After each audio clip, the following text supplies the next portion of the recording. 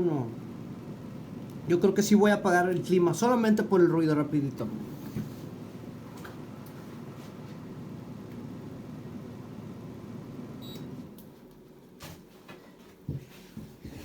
Listo, Fray, pues comenzamos y primero que nada, pues para mí es un orgullo, un honor el poder estar aquí con usted. Siempre lo hago así en mis videos, aunque me encanta que esta sea la primera entrevista compartida, pero así comienzo. Un beso, un abrazo a la hora que sea que estén viendo este video. Mi nombre es Oscar Lamberto Saucedo Huerta y me encuentro aquí en videollamada con el Fray Julián Cruzalta. Para quienes no tengan el gusto de conocer al Fray Julián, Fray, yo lo conocí en los programas de History Channel, de la Biblia. Entonces, como está, hay otro que se llama La Biblia Prohibida. Es una serie de documentales de History Channel Latinoamérica, el cual realmente recomiendo para que la vean en YouTube y aprendamos de, pues ahora sí, de lo que es teología y todo lo que viene en nuestra fe. Porque para la gente que no me conozca, soy católico y soy, siempre lo digo, de los más pecadores. Y pues, qué mejor que tener... Fray, ahora sí entro con la entrevista. ¿Cómo le gusta que le digan? ¿Cómo usted se presenta? Fray, padre, maestro. Bray o Julián con mi nombre, cualquiera de las dos. Ok. Fray, pues es un gustazo el tener esta videollamada con usted. Y igual para la gente que no sepa, ya hay una serie aquí ya de preguntas que aquí hay. Aprovecho agradecerle a Carlos y a Álvaro que me ayudaron a hacerlas en conjunto. Porque el programa Tres Generaciones, el cual le solicité la entrevista, así es tal cual su nombre. Tengo 35 años, próximamente el 2 de junio 36, y me encantaría que esta videollamada, este programa en YouTube, quedara grabada para personas como mi papá, de 70 años, una primera generación, una segunda generación como la mía, chavos rucos de 30, de 40, y otra tercera generación como la de mis sobrinos que andan alrededor de los 10 años. Entonces, Fray, ¿algo que quiera comentar antes de comenzar? No, pues gusto en encontrarnos en este caminar y compartir. El conocimiento siempre se construye con preguntas, entonces parte del conocimiento con gusto nos encontramos. Gracias, Fray. Pues no voy a ser tan estructurado con mis preguntas. Digo, no las quiero leer, tengo así como guía, porque sé que de cada respuesta va a haber carnita. Dirán los periodistas, que no soy periodista. Va a haber carnita para hacer más preguntas.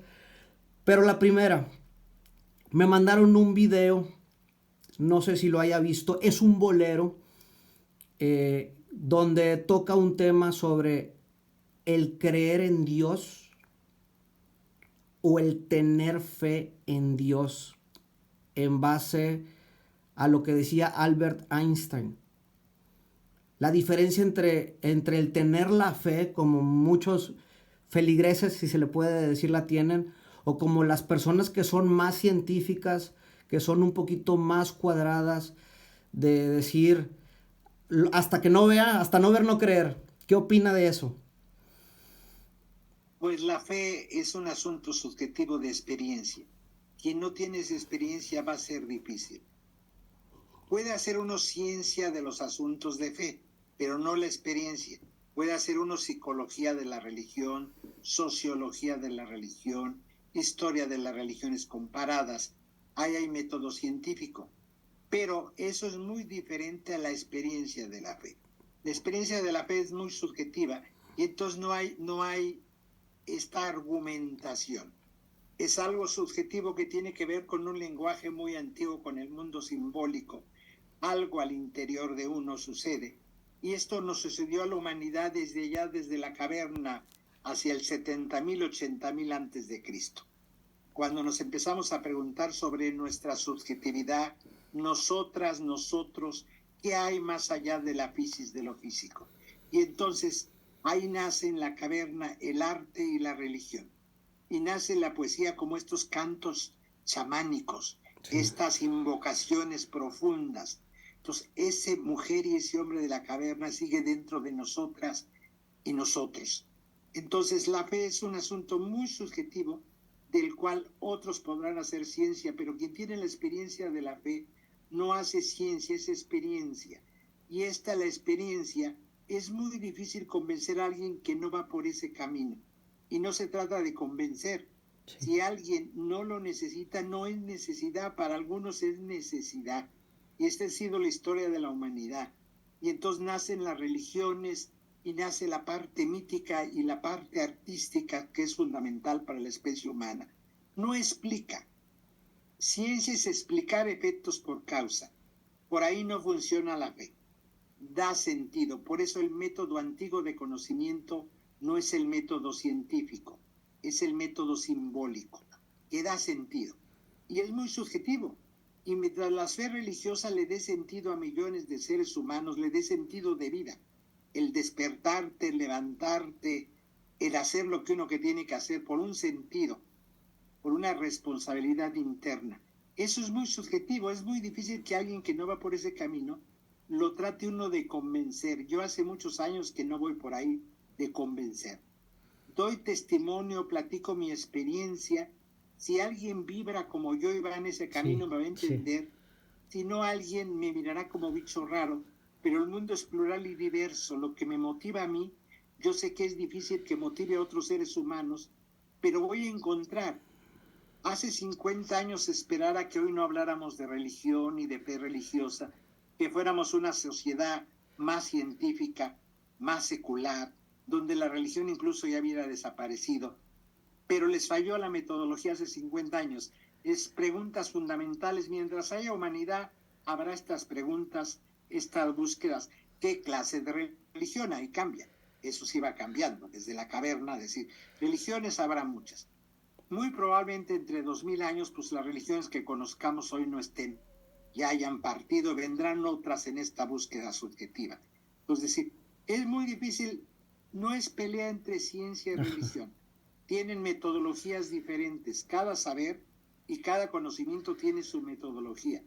Aquí trabajamos con cosa muy subjetiva, con experiencias. Mi experiencia personal la puedo compartir, no la puedo imponer y menos la puedo demostrar.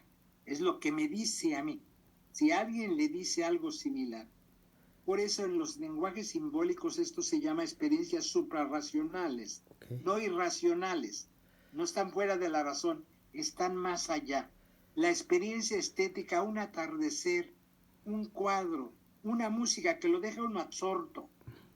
Y alguien que no va en ese camino, lo llevas a ver la película que te conmocionó y te dice, ay, me trajiste a ver este churro, no me interesa.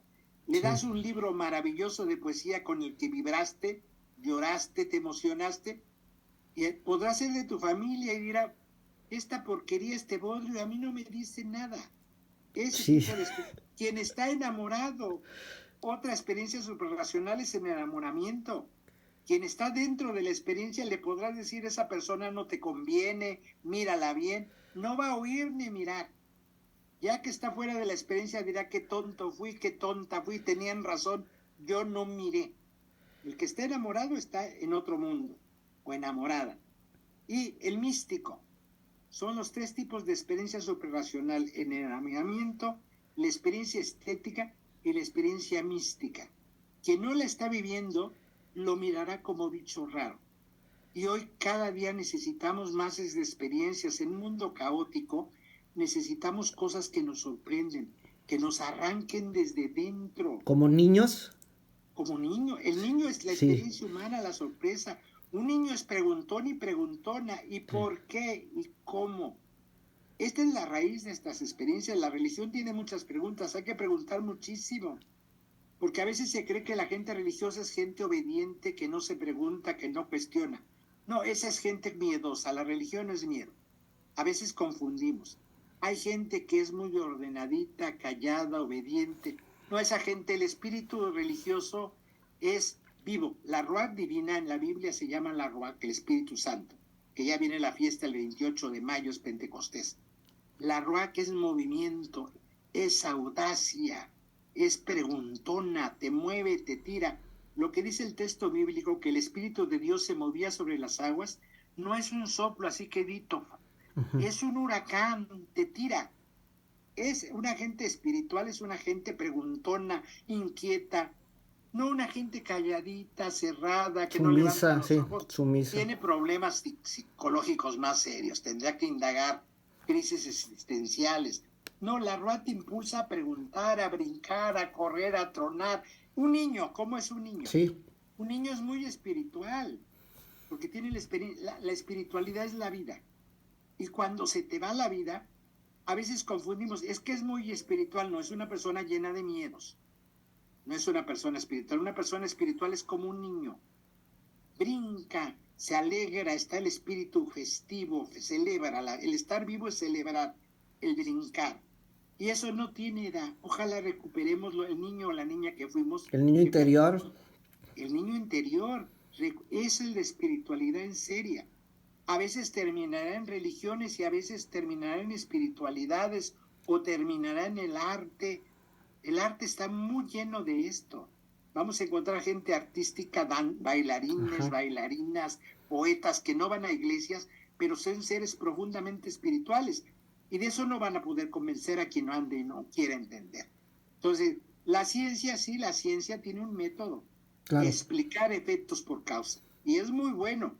Pero el amor, la trascendencia no se explican, se viven o no tiene sentido eso. Muchas gracias, Fray. Bueno, para los que son ignorantes como yo, ¿cuál es la diferencia entre un sacerdote, un fray o un padre? Fray viene de frater, del latín. Ok. Frater es hermano, es el definitivo. Entonces los frays son de órdenes nacidas en la Edad Media.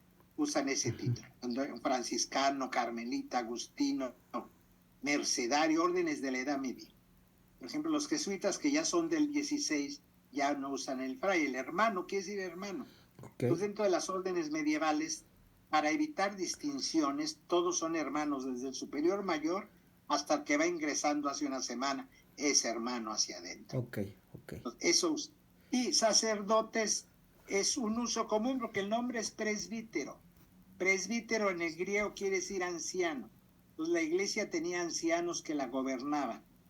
Entonces esos no son órdenes medievales, normalmente se educan en un seminario, son ordenados presbíteros, comúnmente llamados sacerdotes. Sí, sí. Y la gente dice padre. Padre. Eso es. Pero esa es la orden del presbiterado. No son religiosos. Los frailes son religiosos, son como las monjitas, pero en masculino. Okay. Viven en conventos. Los sacerdotes no pueden vivir con su mamá, sus hermanas, en su casa, en su parroquia. O pueden vivir 2 o 3 sacerdotes juntos, pero no tienen una estructura de este tipo de conventual. Ellos obedecen al obispo, tienen una demarcación, todo el mundo está regido en diócesis, a la cabeza un obispo, tienen parroquias, y lo otro se llama el clero regular porque tiene una regla, son los religiosos, y el clero secular, en latín secular es mundo, no viven bajo una regla. Esa es como la gran diferencia de cleros. Perfecto. Fray, bueno, yo tiene realmente poco este año que regresé a mi comunidad, a la iglesia de aquí, de la colonia, aquí en Ciudad Madero, en Tampico, Tamaulipas. Y realmente regresé porque tengo fines políticos, ya se tocará el tema. Y yo sí soy creyente de que hay dos vertientes, que es o te vas por el lado bueno o te vas por el lado malo. Creo que en esa parte no hay un color gris. O eres blanco o eres negro. Y precisamente como inicié, que dije, yo soy de los más pecadores, de los que el fin de semana se va de parranda, de fiesta, me vi con el miedo, con el temor de que la gente que me conoce, digamos mis amigos, mis familiares cercanos, que digan, ay, ahora sí te vas a persinar y que te vas a convertir. ¿Cómo uno debe de lidiar ese tipo de críticas que al final, en vez de en vez de acercarte a profesar una fe, a regresar estoy bautizado, estoy confirmado, hice mi primera comunión y como dicen, después de la universidad, fiestas, escuela, trabajo, deja uno la parte espiritual sin dejar de creer, siéndole honesto, pero el volver a regresar, como dicen, la oveja descarriada regresa al rebaño y cuando quiere regresar, los de afuera lo están atacando y los de adentro, porque sí lo he sentido, los de adentro que me han visto en la iglesia, se quedaron así, ay cabrón, y este, ¿qué mosca le picó? O peor aún, ¿qué hizo? Empieza el morbo, ¿cómo podemos, ahora sí que cualquiera, no nada más yo, cómo podemos lidiar ese llamado a la fe? Esto tiene que ver con visiones antropológicas. La antropología es cómo miramos a la persona humana, a la especie humana. Hay antropologías dualistas de dos principios, espíritu y materia, contrapuestos y en tensión. Una gente espiritual es poco material, poco apegada a la comida, a la fiesta, a la carne. Entonces dicen, es muy espiritual. No, esto es una confusión. El espíritu humano estos principios no están en tensión ni en oposición en la Biblia. La antropología bíblica es unitaria, todo es creación de Dios. Los cuerpos no son malos, la fiesta no es mala. Todo es principio divino, todo es espiritual, porque somos seres vivientes. Y la vida es eso.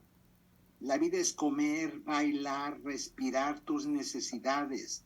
En el juego nació el conocimiento, la parte lúdica es fundamental para ser humano.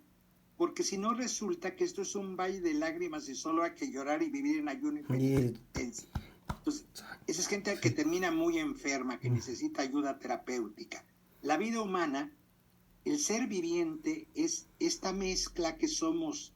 Somos todo espíritu y todo cuerpo. No tengo un cuerpo, soy un cuerpo. Mi cuerpo es espiritual y mi cuerpo tiene necesidades afectivas, físicas de comer. Claro. Pero la comida en la especie humana es la fiesta. Me puedo aventar 8 horas comiendo en una plática con amigos. El animal no sacia una necesidad. Sí. En torno a la gastronomía, hemos creado una gastrosofía. Decía Sor Juana, si Aristóteles hubiera cocinado, hubiera escrito más cosas interesantes. Porque la cocina y cocinando, que es la comida. Porque el cuerpo no lo tengo, no es algo que me quito, me pongo como este saco. Okay. Soy ese cuerpo y es espiritual mi cuerpo y lo que necesita ese cuerpo, y ese cuerpo necesita ser apapachado, bailar, celebrar. Eso es espiritual. El problema son las antropologías dualistas. Todo lo que es cuerpo es carne y es pecado, viene del mal. Yeah. Y lo espiritual es lo no corporal. No, pues entonces no tendríamos nada espiritual porque todo lo humano es corporal. Eso es ser viviente. Son las notas antropológicas. La segunda nota, somos seres mezclados. Hay gente que quiere ser agua purificada. Va a sufrir mucho esa gente en la vida. No sabe quién es, no sabe a qué especie humana pertenece. La especie humana es mezclada. Decía Jung, somos agüita con lodo. Okay. En el lodo está la vida, en el lodito. Y hay gente que quiere ser agua pura. Sí. Va a sufrir mucho, se va a sentir mal con ella misma, se va a sentir pecadora, porque humus, de ahí viene humanidad, de humus. Humus es lo que se pudre, de la cáscara de plátano, de mango, viene la mejor tierra, las compostas. Sí. De ahí viene humanidad, de humus. Sí, el ciclo. De eso que otros ven basura en mi vida, de ahí nacerá la vida. Por eso Jung decía, Somos agüita con lodo, en el lodo está la vida. No quieras hacer el agua electropura, porque entonces te va a ir la vida. Y cuando uno entiende que somos seres mezclados, se reconcilia con uno mismo, con la vida, con la comida, con bailar, con la bebida. A Jesús lo acusaban de borracho porque iba a las bodas y tomaba A vino, mí e iba también, a y no las soy fiestas. Jesús. Ah. Porque estas Sí. mentes puritanas no Ujú. quieren ser agua pura y se pierden lo mejor de la vida. Lo mejor de la vida pasa con amigos y amigas junto a una Claro. mesa. Dice el libro del Sirach del Eclesiastés, un libro de sabiduría del Antiguo Testamento. Cuando estés hundido hasta la mierda, así dice el Sí. texto, no es mío, hasta acá la coronilla estés hundido en la mierda, la única salida es comparte tu pan y tu vino con tus amigos. No hay otra para encontrar el sentido a la vida. La última cena. Una fiesta. Hazte una fiestecita. Para alguien dualista eso es pecado. Eso no es espiritual. La Biblia lo da como consejo espiritual. Cuando no le encuentres sentido a tu vida, para Wow. eso está tu grupo de amigos. Comparte tu pan y tu vino. El pueblo de Israel no tomaba juguito de uva, tomaba vino fermentado de Sí. la vid. En el cantar de los cantares, en los salmos, se le agradece a Dios que les regaló el vino. Es un pueblo mediterráneo. Para los pueblos mediterráneos, un vino fermentado es como un agua de horchata o de Jamaica Sí, para sí. nosotros. Es popular. Digo, en Sí, Europa un pulque. con 2 euros te consigues en un pueblo francés un buen litro de vino casero, sin Sí, marca. Y una latita de Coca-Cola te vale 4 euros. sí. O sea, es más popular el agua negra, es menos popular que una botella de vino. Para nosotros no somos mediterráneos, entonces el vino es caro, no tenemos cultura, son otras bebidas, pero como Israel es mediterráneo, en los pueblos mediterráneos de base en la mesa está el trigo y el vino. Entonces, esa gente no tomaba, Jesús no tomaba juguito de uva, tomaba vino fermentado y era la bendición de Dios. Entonces la gente puritana se asusta.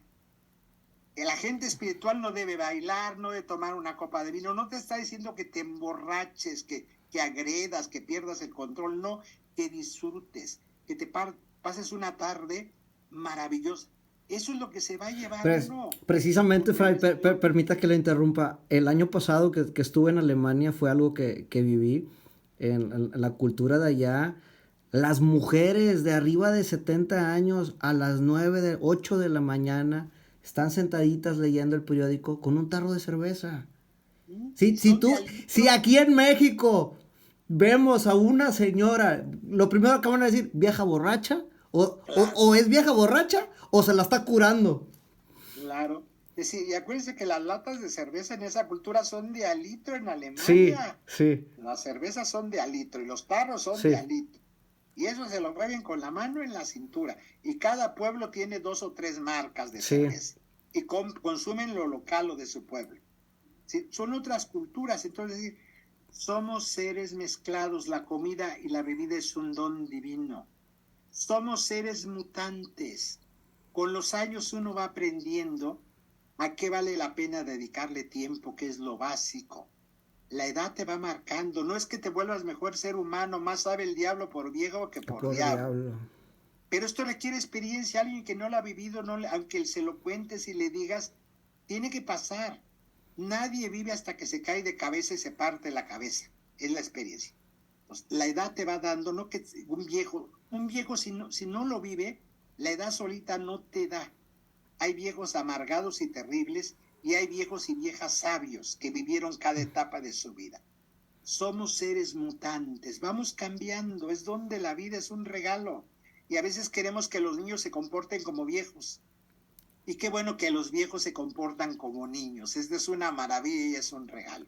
Que hacen berrinches, que son tercos y tercas, que son preguntones, que les vale gorro lo bien portado los viejos y las viejas. Los nietos luego se quedan rojos de vergüenza porque sus abuelos Andan siempre las haciendo TikToks ahorita. hacen el oso.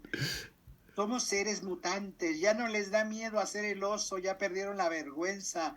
Lo más lindo humano es que un humano que se ría de sí mismo, el que guarda la compostura, que le da miedo que hablen de él, le falta vivir, vive para los otros. todavía es un actor secundario de su propia película. Es tu película, es tu vida, eres el actor principal. Manda el mundo al carajo. Vivimos dándole contento. ¿Qué van a pensar de mí? O sea, esta es la vida. Somos seres mutantes y somos seres mortales. Es otra nota característica de la antropología. Sí. Te vas a morir, vive lo que tengas que vivir. Y la trascendencia es otra cosa. Pasarás. Y lo que te vas a llevar no es las casas ni los coches, lo que viviste, lo que platicaste, las relaciones, los afectos. Eso se va contigo a otros universos, va contigo. Entonces, estas antropologías duales, que por un lado el espíritu y por otro el cuerpo, hacen mucho daño. Entonces la gente espiritual es la que no baila, la que no fome, la que no se divierte, la que no platica. Y la gente carnal es la que bebe, come, baila, se ríe, hace el oso. No, una gente espiritual es muy simpática. Los santos son muy simpáticos, tienen sentido del humor. Cuentan chistes colorados, se ríen, tienen la picardía. Hoy estamos llegando a una antropología de todo bien portado, hay que cuidar lo que se dice, nada fuera de lugar, lo políticamente correcto. No, la humanidad hay que atreverse, sonreírse. Cuando uno riega el tepache, decir, perdón, sí, ya aprendí, sí. No pasa nada. Así se aprende. No nacemos sabiendo. Ya Aristóteles lo estudió. No somos algo que ya nomás vamos a recordar. Eso decía Platón. Ya traemos todo. Traigo la idea perro. Y veo un perro, entonces ya como sé la idea perro, no, nacimos en blanco y la experiencia nos va llevando. Vamos descubriendo la sorpresa de la vida. Es decir, atreverse a vivir. Porque 50, 80, el que en más 100 años se van rápido. Sí. Hay que vivir día con día. Esta experiencia es única. El paraíso, lo que sigue es otra experiencia, pero esta es única, entonces hay que vivirla con todo, con una vitalidad, que se rían, se burlan de ti, ya llegarán a viejos si es que llegan. Es decir, entonces estas antropologías de pleito, mi cuerpo contra mi alma, en la Biblia no están, no son judías ni cristianas. Y el pleito, Fray, el pleito, digo, ¿sí? Por eso le hago el paréntesis. Tengo amigos, tengo familiares, yo no estoy peleado, pero cuando les dije, regreso a la iglesia, la clásica, la iglesia cristiana contra la iglesia católica, como que siento yo que hay una rivalidad, porque incluso dos personas, que omito sus nombres por respeto, me dijeron, pues yo voy a otra iglesia, como diciendo, mi iglesia cristiana es mejor. ¿Qué opinión hay con un teólogo, una persona como usted, con sabiduría?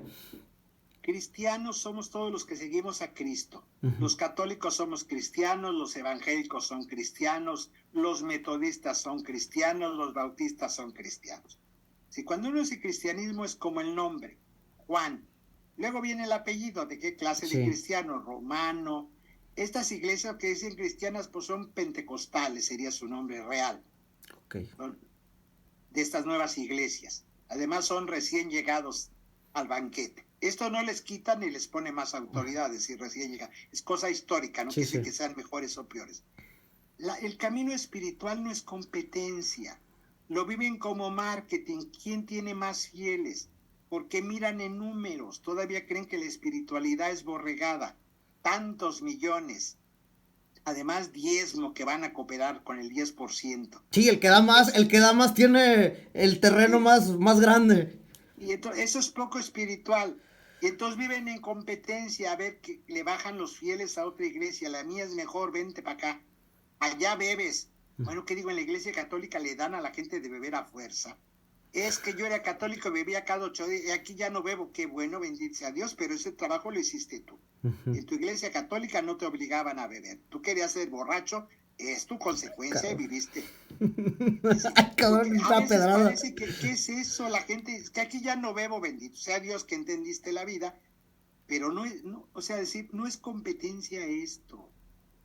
¿Quién tiene? A mí no me interesa si la gente es evangélica, luterana o católica, que sea feliz. Un día Leonardo Boff, un teólogo brasileño, le preguntó al Dalai Lama cuál es la mejor religión. cualquiera en la competencia diría, le va a decir que el budismo, porque el Dalai Lama es budista. No, la respuesta de este viejo sabio es la que te haga mejor ser humano. Esa es para ti la mejor religión. Si alguien me dice que yo era católico y era un desastre, ahora soy evangélico y me porto bien, era para ti ser evangélico. Ahí te hace mejor ser humano. Pero no es la estructura, eres tú que decides. Cambio. Somos seres mutantes. Llegó una etapa de tu vida que ya te cansaste del otro, le encontraste un sentido a la vida, qué bueno, y un cambio de estructura religiosa. Pero la espiritualidad es más seria que la estructura. La estructura es lo de afuerita. Y hay gente que vive compitiendo y va casa por casa evangelizándose, y que dejen los católicos de ser católicos y andan los domingos tocando como almas desaforadas. Es que a mí luego pasan y me dicen, es que se va a perder, se va a condenar porque usted es católico. Ay, no se preocupe, bastante preocupación tiene usted con su propia vida, andar cargando la humanidad. Si me condeno es mi problema. Usted resuelva los de su familia. Y luego esa gente de veras no mire los problemas de su familia, porque anda ocupada salvando el mundo, con una angustia además trae de que nos vamos a condenar el resto si no estamos en su templo. Okay. No se trata que sea católica o protestante o pentecostal la gente, que sea feliz, que camine bien en cualquier camino espiritual. Sí. Los caminos espirituales son múltiples. En el espíritu no hay un solo camino, tiene muchos caminos. Teresa de Jesús, la mística española de Ávila, decía, no hay un solo camino espiritual, no sigan el mío, les decía a las monjas, cada uno descubra el suyo. No hay una sola manera de vivir a Dios. Dios es infinito, inagotable. Entonces va a haber iglesias inagotables y tendrán que venir nuevos caminos que no se han caminado. Y aún dentro de tu iglesia, tú tendrás que encontrar tu propio caminar, porque si no vas a ser borrego. Y la gente le da miedo, quiere decir lo que le diga el obispo, el cura, el pastor. No, el Espíritu Santo está en ti también. También escúchalo. Por eso la conciencia es fundamental. La conciencia es la voz de Dios dentro de uno. El amor. Yo tengo el hashtag, lo comparto mucho, que es viva el amor. Claro. Decía San Agustín, ama y haz lo que quieras, porque el que ama no va a hacer daño a los demás, ni a sí mismo. El que ama no hace daño. Precisamente, Fray, sé que es... Si digo alguna barrabasada, alguna tontería, me corrige. Estamos, como dice, sí, para eso son las entrevistas. Sé que usted es promotor del amor, incluso con la comunidad LGTBQ, y para quienes no sepan qué es, se le conocen como gays o como homosexuales. Voy a hablar por mí, como dicen, desde mi trinchera, desde mi rebaño. En mi familia tengo unos primos y una prima que están felizmente casados, y creo que ese tabú nosotros ya lo brincamos. Ya no hay de que... Yo incluso a mis amigos les doy beso en el cachete y les digo, cabrones, perdón por la palabra, pero les digo, cabrones, o sea, ¿cómo ustedes le hacen feo a otro hombre que saben que tiene preferencias diferentes? Cuando en el fútbol, cuando estamos viendo la final de fútbol, si Messi mete gol al final, ¿qué es lo primero que hacen? Corren, se abrazan, se dan beso, se quieren. Les digo, eso es amor. Eso es amor. Está la parte que se platicó al principio, la parte carnal, la parte de humanos. ¿Por qué en algunas iglesias, algunos sacerdotes, algunos padres, algunos que la profesamos, no nos queda o no nos cae el 20, no nos cae aquí en la cabecita de que Dios es amor? Pues el 17 de mayo, recién pasado, es el Día Internacional contra la homofobia, la lesfobia, la transfobia, todas las fobias sexuales. Dios en el libro del Génesis dice que su creación es buena. Y nosotros le queremos corregir la plana al Espíritu Santo. Te equivocaste con ciertas personas. los homosexuales, las Sí. lesbianas, los trans, para muchos son errores humanos. O sea, le vamos a enseñar a Dios y al Espíritu Santo cómo se hace un ser humano, porque ahí regó el tepache. Eso es al final lo que estamos diciendo. Se equivocó Dios con esas personas. No, Dios es claro, dice, y todo es bueno. Entonces, si yo no lo veo bueno, más bien tengo que cambiar de lentes. Mis lentes están empañados. No estoy leyendo. Nuestro sello es ser hijos e hijas de Dios. Y eso no lo quita ninguna orientación sexual. Eso no lo va a quitar que soy hijo de Dios. Es lo primero que tenemos que saber. Todos, todas, todes somos presencia divina. Si es homosexual, con quién ama, de quién se enamora, con quién se casa, eso no le va a quitar el ser hijo o hija de Dios y su dignidad. Lo primero que tenemos que entender. Que eso, y son moldes culturales, depende de mi cultura, mi estructura mental, los lentes que me pusieron para ver la realidad. Pero lo bueno de lentes es que se pueden volver a graduar de otra manera. Y me pongo otros, y si ya no veo bien, me pongo los que tengo que tener y veo bien. Hoy estamos avanzando en humanidad y en ética. Las nuevas generaciones, qué bueno que están entendiendo de otra manera. Hasta el lenguaje cambia. Hoy la gente se enoja cuando dice uno otras. Qué bueno, las lenguas siempre han evolucionado. Y que la Real Academia siempre va siglos atrás. A mí no me preocupa la Real Academia. Las lenguas se hacen en la calle. Sí. Mira, lo que no se nombra no existe. Esas otras realidades siempre han existido y no se nombraban. Qué bueno que hoy tenemos palabras para nombrar. Es que yo no soy otra, no soy otro, osotres entonces. Yo, ¿cómo me dirijo? ¿Es ella o él? Pues pregúntale. Ajá, ¿cómo quieres que te diga? ¿Cómo te llamas? Oscar, fray, sacerdote, padre. Me dice Juana. Sí. Yo veo a Pedro, pero se llama Juana. Yo ya no me meto en problemas. ¿Cómo te llamas? ¿Cómo te gusta que te digan? Y se quita uno de problemas. La gente se enoja mucho con el lenguaje. Estamos destruyendo el lenguaje. Hemos destruido a la humanidad, que es más grave que el lenguaje. Al faltarle respeto a un ser humano, lo estamos destruyendo, le estamos quitando categoría y dignidad de ser humano. O sea, la homofobia sí es un pecado gravísimo, deshumanizas. O sea, no son seres humanos, son cosas, no merecen respeto. Como una enfermedad, como hace poco que salimos de la pandemia y que dicen, pues la pandemia tenía cura, pero Oscar no tiene cura. Sí, aquí las fobias mentales son las enfermedades. Hay que curarse contra la homofobia. O sea, la enfermedad son las fobias. El no comprender que la humanidad es diversa y plural. Mientras a ti no te obliguen a hacer lo que no quieres o no te gusta, todo es en paz. Es que van a volver homosexuales a todo mundo.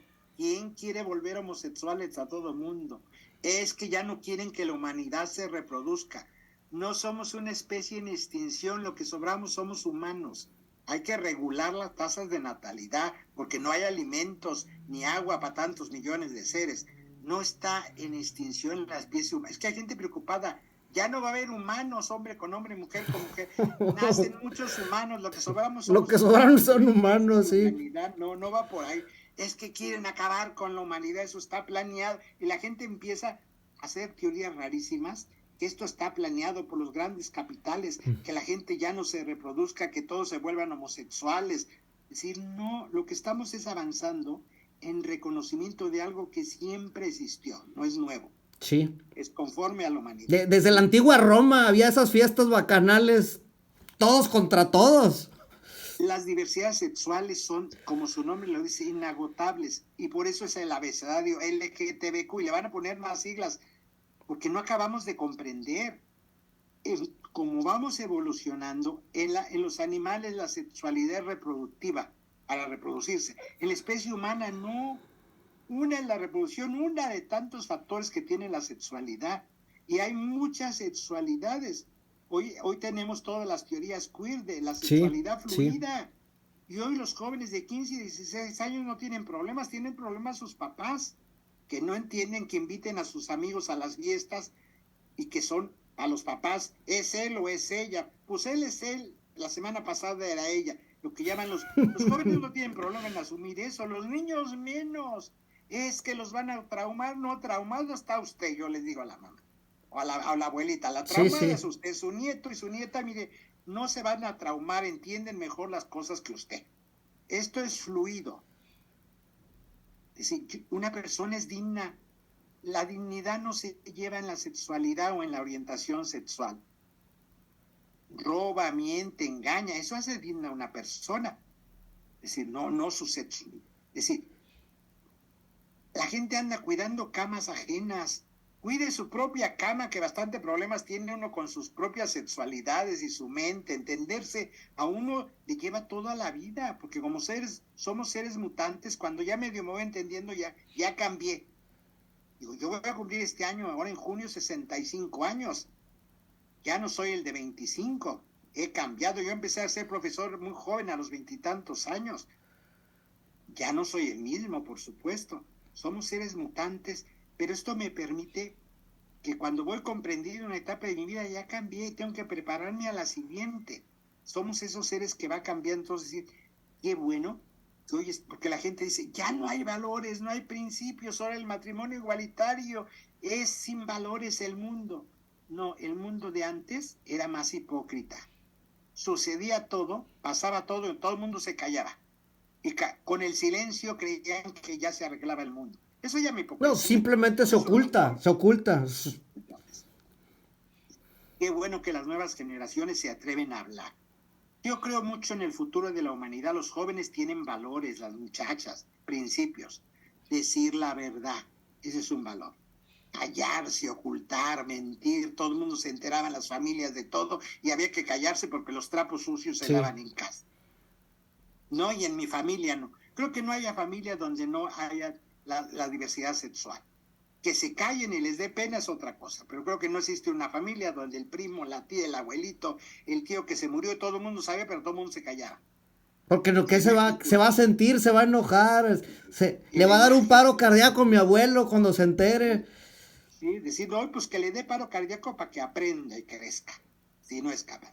Es como aquel del meme que dice, abuelita, ¿qué vas a hacer si te traigo a mi novio? Le dice el nieto, pues café. La abuelita no tenía ningún problema.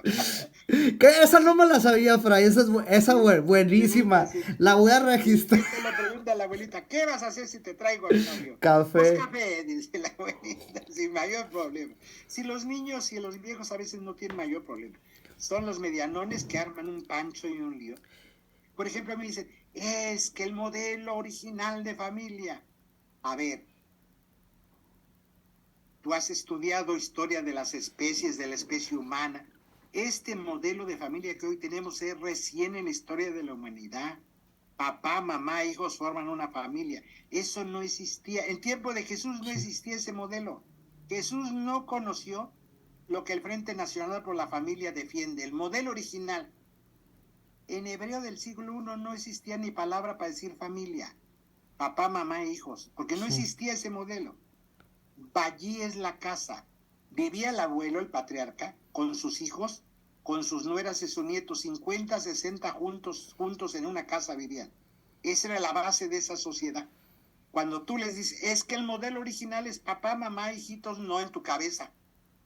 Estudia historia. Sí, hemos evolucionado bastante.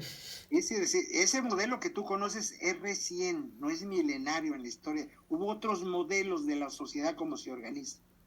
Que tú creas por tu ignorancia que es el modelo original. Cuando la gente marcha y dice, es que están destruyendo la sociedad, queremos el modelo original, pues ¿cuál es? La Trinidad, Dios Padre, Dios Hijo y la palomita. Ese sería el modelo original. Ajá. Es una familia de amor recíproca. El padre que es madre, porque cuando vas a la Biblia no es padre, es más madre. Dios creador, fecundador.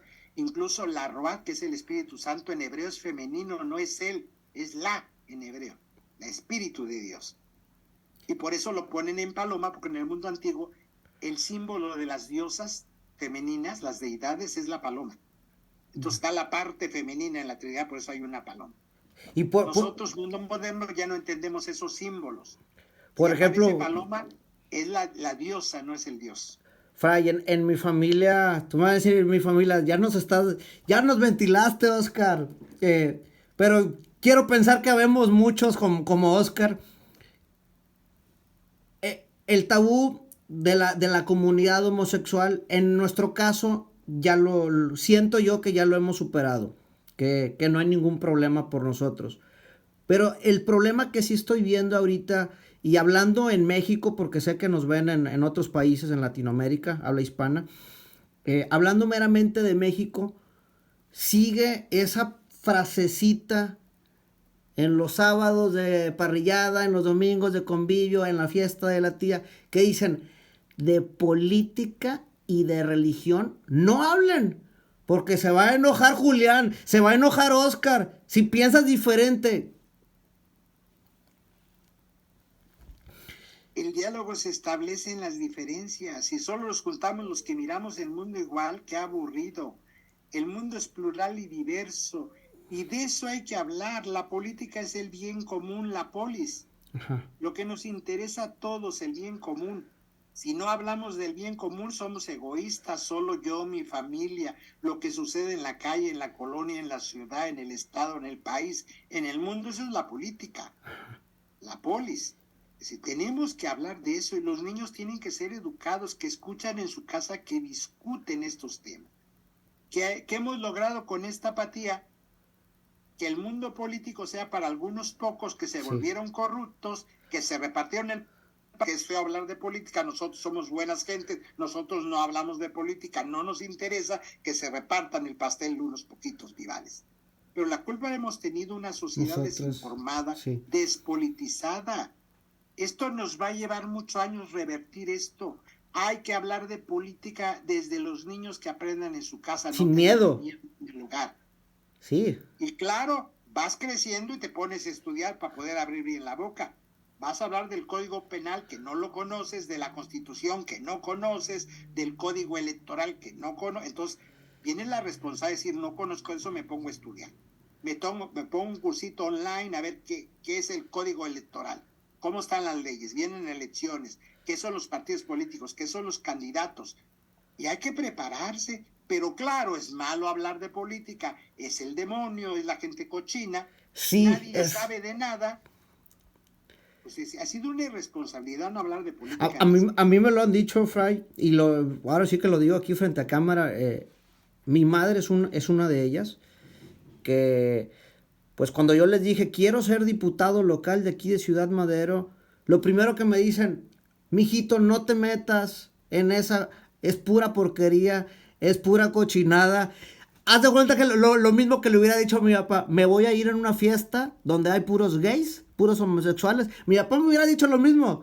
Oscar, ¿a qué vas? Ahí es pura cochinada, no te juntes con esa gente. Y a los dos les diría, es que precisamente me junto porque si las cosas están mal, hay que intentar cambiarlas y dialogar. Claro. En este aspecto, por la historia del país, comprensible, hemos tenido una historia nefasta en iglesias y Estado. No todos los países de América han vivido la historia que México ha vivido. Nosotros hemos vivido 3 guerras religiosas, 3. Nos hemos matado entre mexicanos por tema religión. Por eso las leyes del Estado mexicano, por la historia, son fuertes y yo las apoyo, que todo el actor religioso, el clero, no puede entrar en política partidista. Ser parte, miembro o candidato. Por la historia. Sí. Ha sido nefasta esta relación. Acordemos que los obispos católicos trajeron hasta un emperador. Y ese sí era comecuras. Juárez iba a misa. Pero el Maximiliano no. Ese sí era enemigo de las iglesias. Y lo trajeron, cuando se cuentan los obispos que era más liberal que Juárez, lo abandonaron. Es decir, porque ellos querían que les tiraran las leyes de reforma a Maximiliano. Y Maximiliano era más liberal que Benito Juárez, y ese sí era comecuras, no iba a misa, no quería los curas. Juárez iba a misa, se atravesaba de Palacio a la catedral, pero separó iglesia-estado. Sí, Juárez era muy creyente, pues estudió en el seminario en Oaxaca. No había universidades entonces en México públicas y todo esto, eran los seminarios donde se formaba la gente que quería estudiar. Juárez, en ese aspecto, era liberal, pero practicante religioso, podemos decir. No, Maximiliano no practicaba religión. Entonces, por la historia de México, somos de los estados laicos más fuertes en América Latina. Tenemos prohibido participar en política partidista en candidaturas. Y yo lo apoyo porque es la historia de mi país. Sí. Pero el resto de pero no quiere decir que no participe en política. No participo en política partidista, pero la gran política, la polis, por supuesto.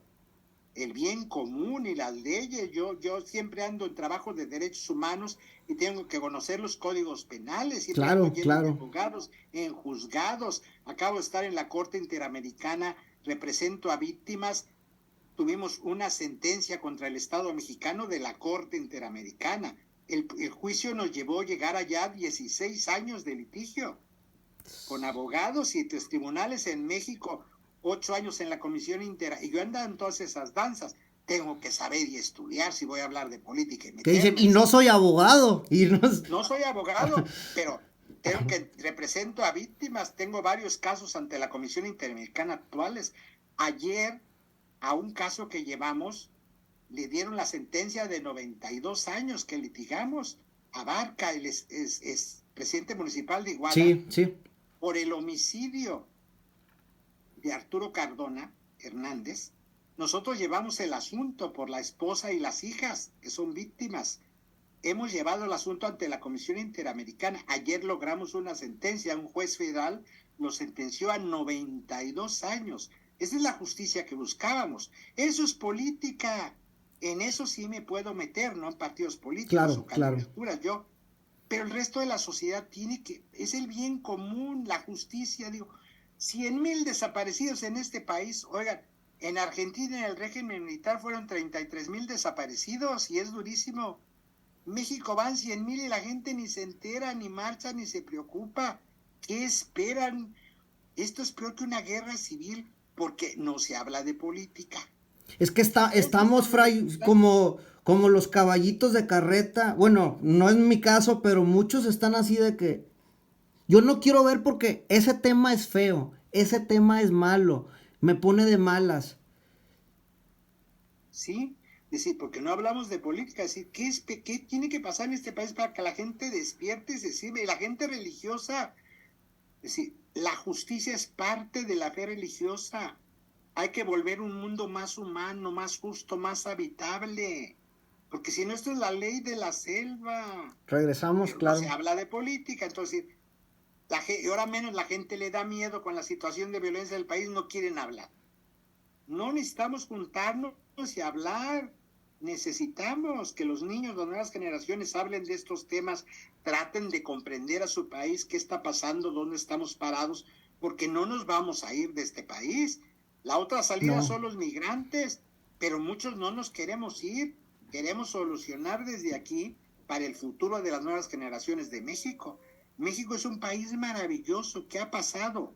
Eso es político, por supuesto, entender. Y luego juegan en el rol los partidos políticos y las candidaturas. ¿Qué opción? Igual es múltiple y diversa. Es decir, yo puedo tener opciones, preferencias y fobias como todo ser humano. Ajá. Partidos que no me caen bien, sus plataformas. Persona que no me cae bien, sí. Estudios. A la gente le preguntas por quién vas a votar y no sabe las plataformas de los partidos que presentan. Es decir, oye, porque entonces es una irresponsabilidad, no sabes a qué vas a votar. Ahora, Fray, perdón que lo interrumpa, con eso que está diciendo, porque aquí hubo en Tamaulipas una elección extraordinaria.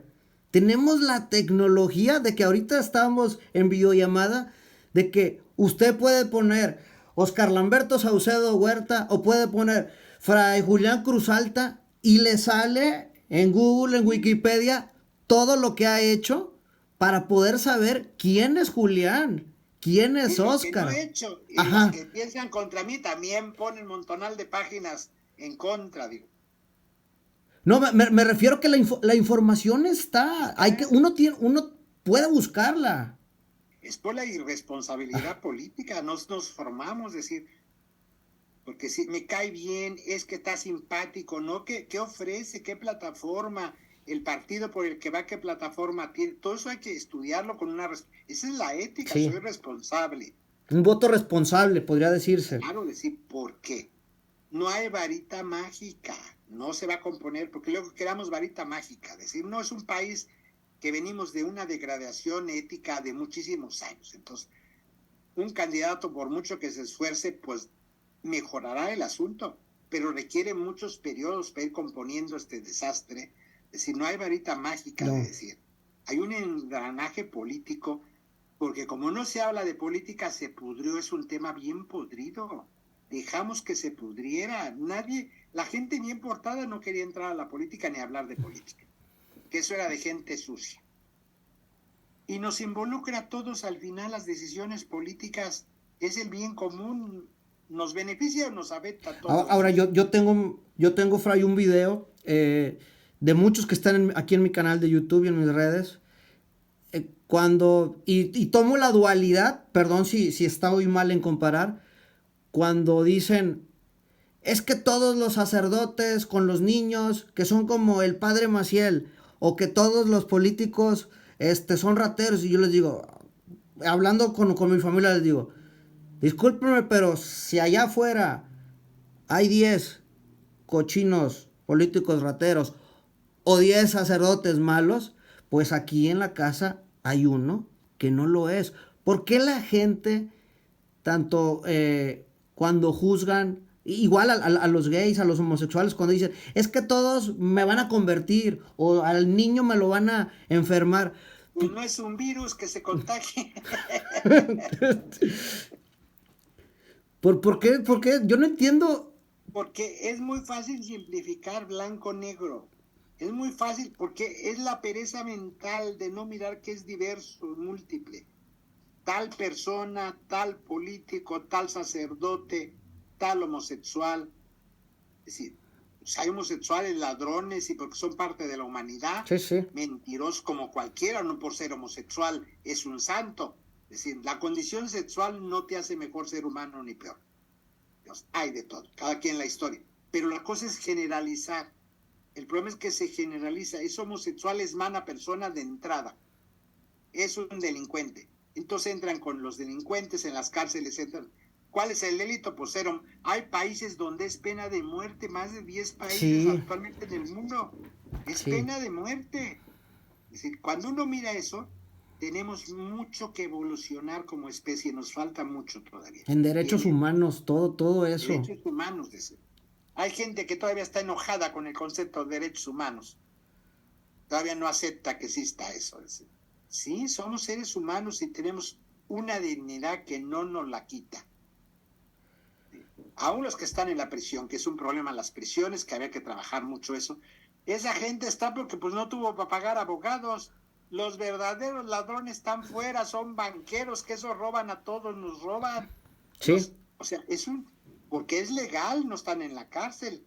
Pero si hay un ratero en serio, son los dueños de los bancos. Y a la gente no les tiene miedos, don fulano. Un pobre raterillo que no tuvo abogado, que se robó, no tiene para sacar. Esos de cuello blanco, que se les llama de cuello blanco. Esos sí son de miedo, que te quitan tu casa, te cobran interés sobre interés. Digo, porque es legal, no, pero o sea, en otro país serían delincuentes terribles, saquean. No, y lo que dice usted, Fray, tristemente, y no dejamos el primer mundo al lado. La justicia se puede comprar. La justicia se puede comprar. Claro. Montonal de tribunales de los estados donde los magistrados pues venden las sentencias. Todos los juicios familiares, quién se queda con los hijos en bronca, pues el que paga más y corrompe a la autoridad judicial le dan la patria potestad. Eso es tan común. En los pleitos de las patrias potestad, a los peritos psicólogos compran los peritajes. Es decir, pues terrible. Tenemos muchísimo que cambiar. Luego, el poder judicial en el país no está bien tampoco. Sí. Todos los jueces no es sinónimo de justicia, es de mucha corrupción. Muchos quieren ser jueces no por el salario, por lo que ganan. La corrupción que va a llevar. Sí. Jueces, por ejemplo, él se casa con una abogada litigante, ella es jueza y su marido es abogante. Los casos que llegan a su juzgado los gana el marido siempre. Eso es corrupción, tenía que estar impedida esa jueza a mirar ese asunto. si el litigante, o al revés, él es el juez y la litigante es su esposa, y se hinchan de dinero 10, 15 años, siempre su pareja va a ganar los casos, porque viven en la casa. Eso es de impedimento. Sí. Yo no puedo ser juez y mi pareja... Sí, tráfico de influencias a la descarada. Eso es tan común en este país, es decir, nos falta mucho. Pero eso hemos llegado porque no se habla de política en las casas, lo hemos permitido, o sea, somos corresponsables. ¿Por qué es muy fácil nomás tirar contra los jueces? Bueno, ¿por qué se está dando esto? Porque uno lo permite. Lo hemos permitido muchos años. Porque como no somos sucios, no somos cochinos, no hablamos de política. O sea, hasta allá son las consecuencias de no hablar de política en la casa. Fray, y con lo poquito, aquí también yo soy ignorante en ese tema, por eso le agradezco el que me ilumine tantito. ¿Qué tanto hay de bien, de mal, la masonería con la religión? Se hablan mucho de teorías de las conspiraciones. ¿Qué me puede decir de eso? La masonería no es una religión, es un camino espiritual. Y como todo camino espiritual, pues tiene sus reglas. Por las persecuciones que en siglos han sufrido, pues no son muy abiertos y no es fácil conocer. Porque pues sus libros, por ejemplo, vienen escritos en clave.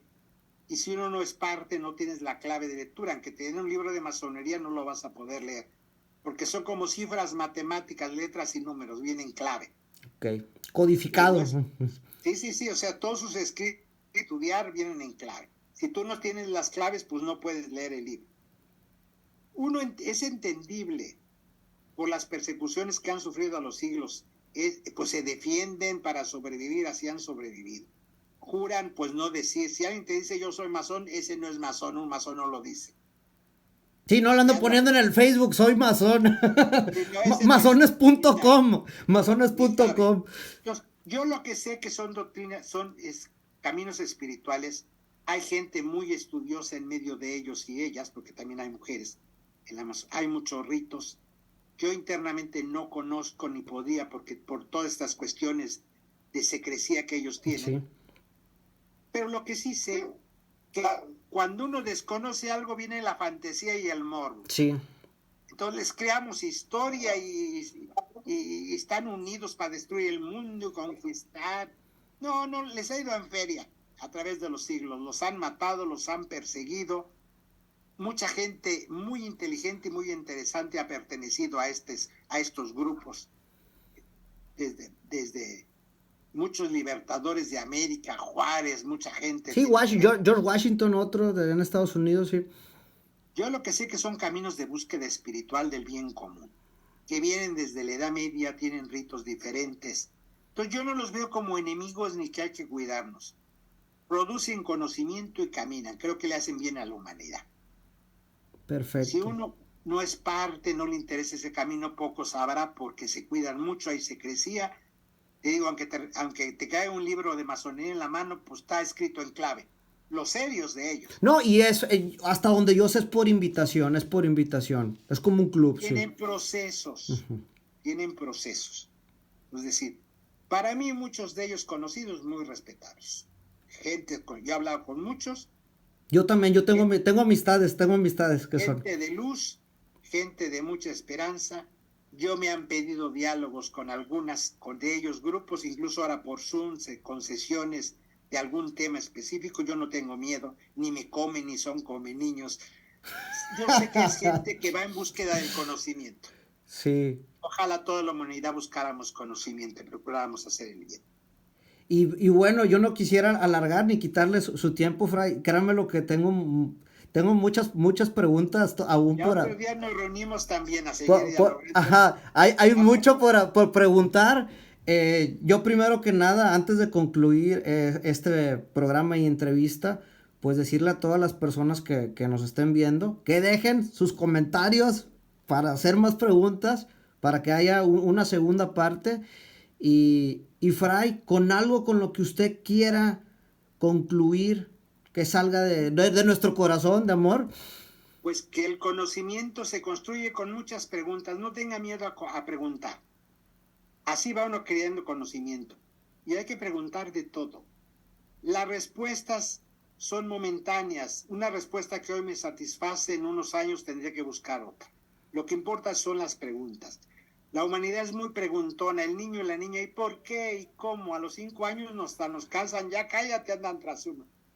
¿Qué nos pasó a ese niño que hoy tiene 40 años que ya le da miedo preguntar? Un mal sistema educativo, le cortaron las alas, tendría que afinar sus preguntas. Un buen sistema no te quita lo preguntón, solo te hace afinar la pregunta. Porque hay niños y niñas que eran muy preguntones y hoy de adultos les da miedo preguntar. Hasta de religión hay que preguntar, de política. Atrévase, atrévase.